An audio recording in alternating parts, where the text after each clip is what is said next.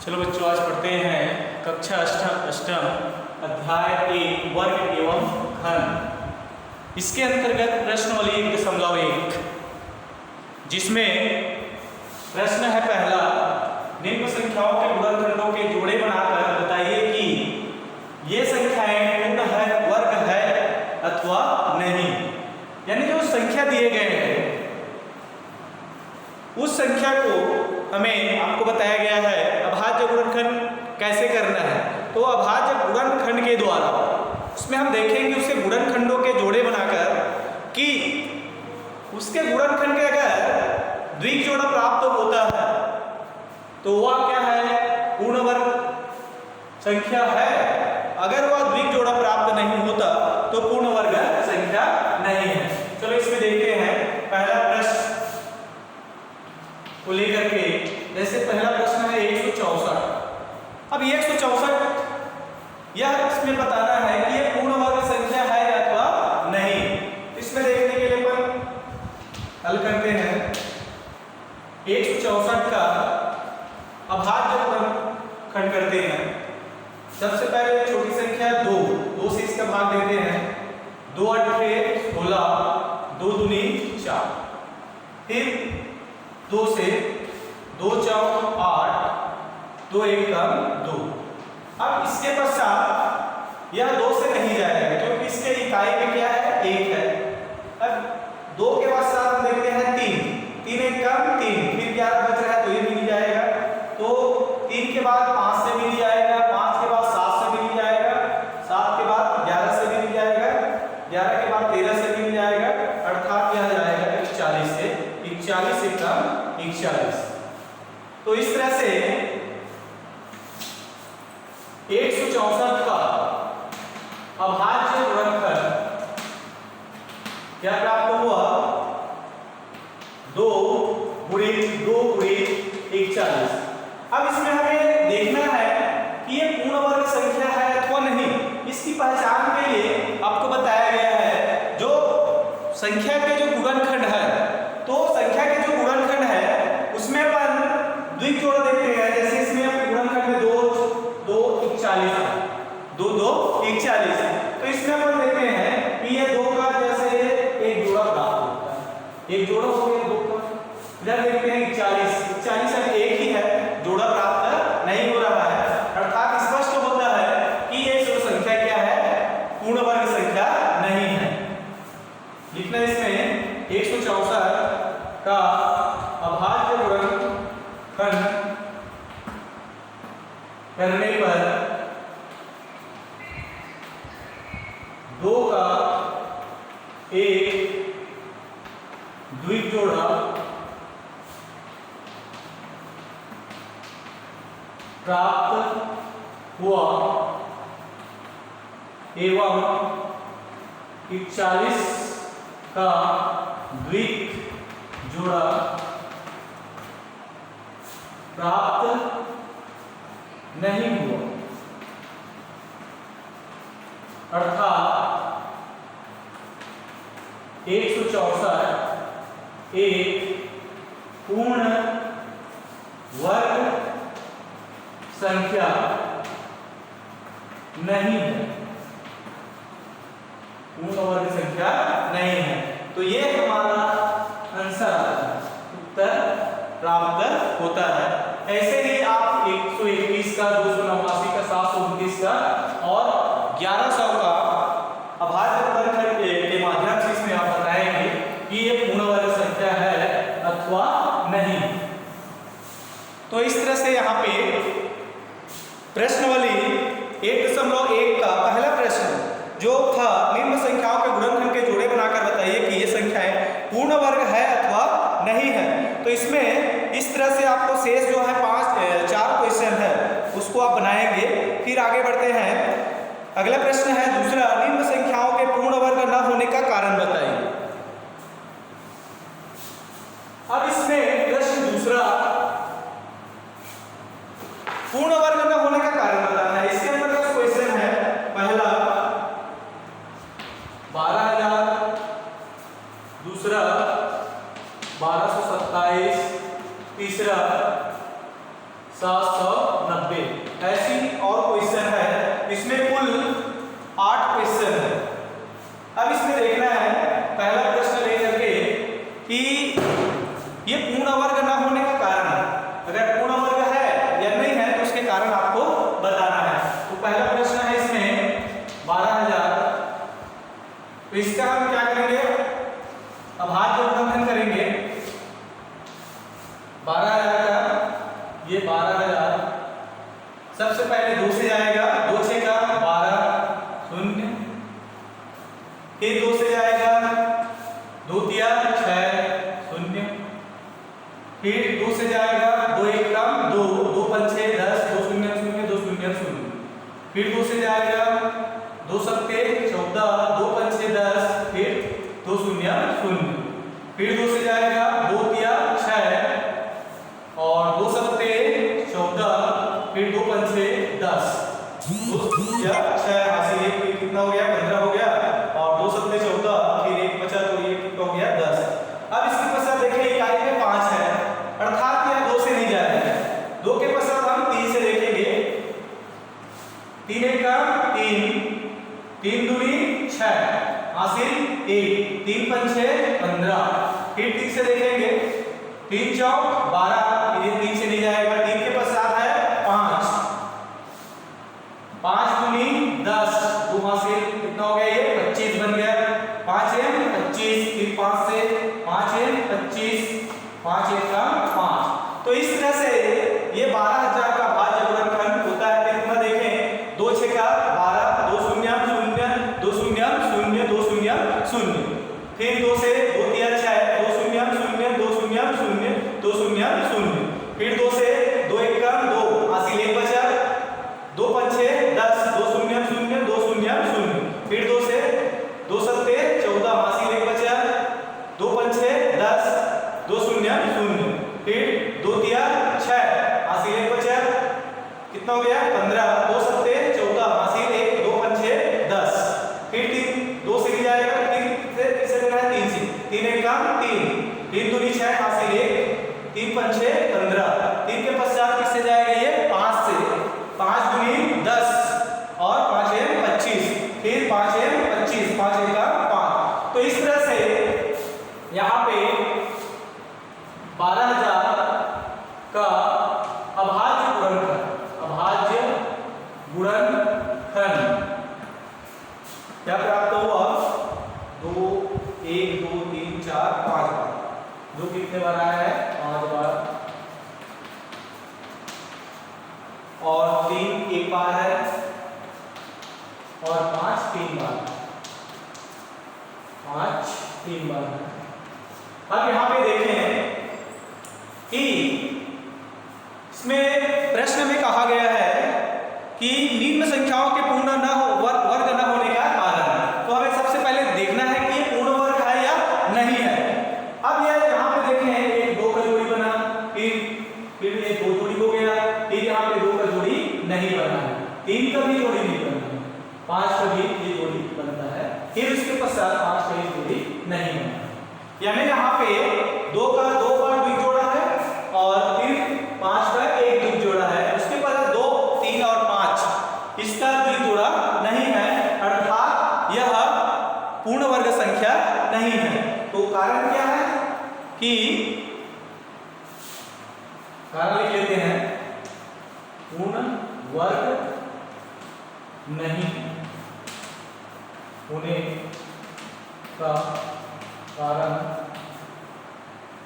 संख्या 12,000, पूर्ण वर्ग नहीं होने का कारण गुणनखंडों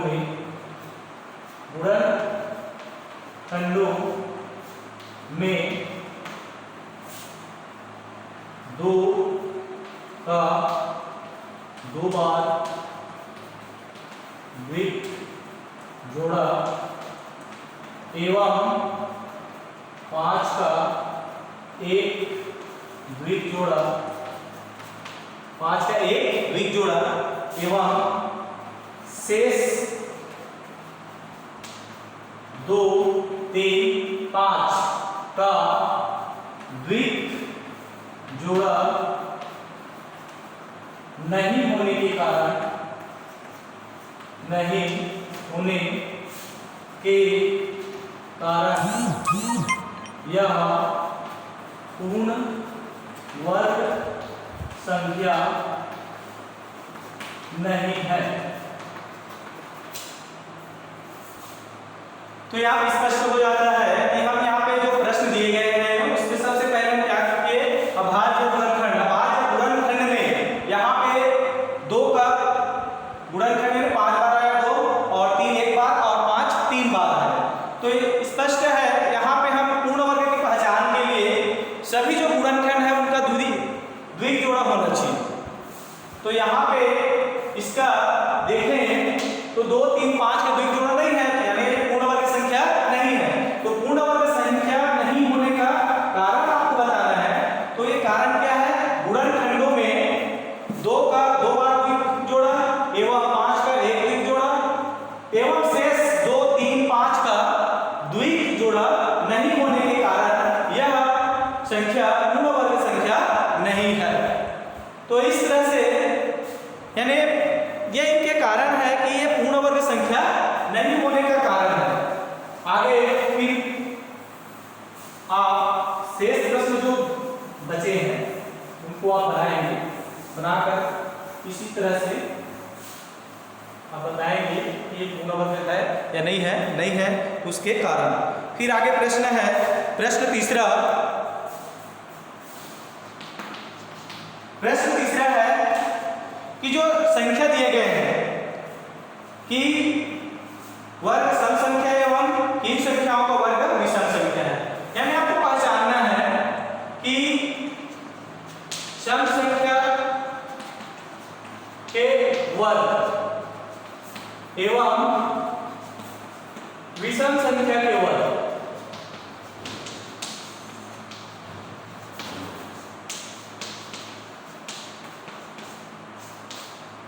यानी प्रश्न सम संख्या के वर्ग एवं विषम संख्या के वर्ग। तो यहाँ पे जो प्रश्न है, प्रश्न पहला 14, दूसरा 277, तीसरा 179। तो यहाँ पे देखें कि ये जो संख्या है ये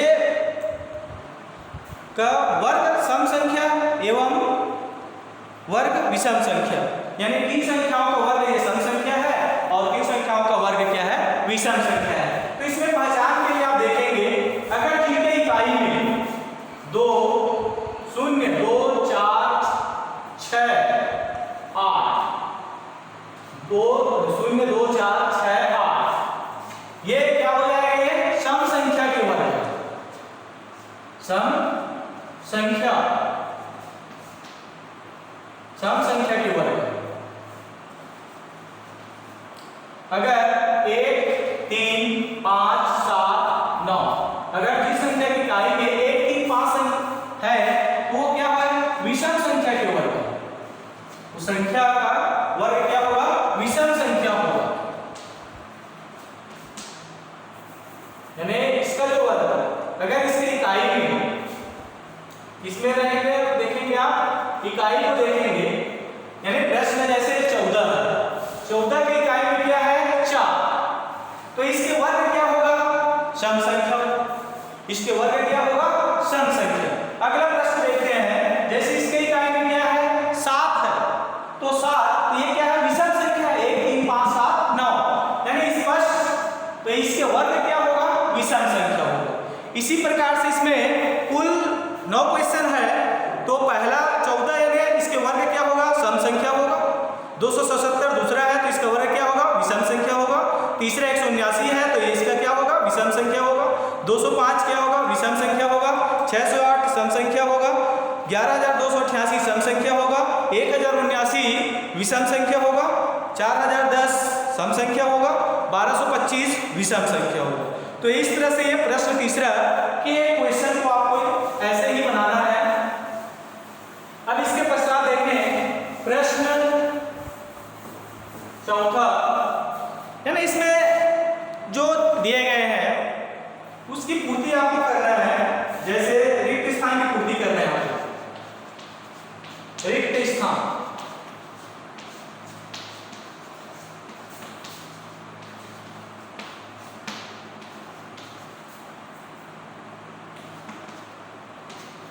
रिक्त स्थान की पूर्ति करना है। तो ये जो रिक्त स्थान की किस स्वरूप में पूर्ति करना है? प्रश्न है ये चौथा, प्रतिरूप।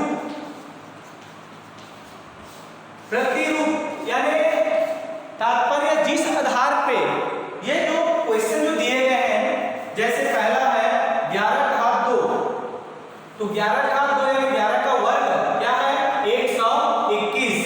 अब इसके पश्चात 101 का वर्ग, तो 101 का वर्ग है 10,201।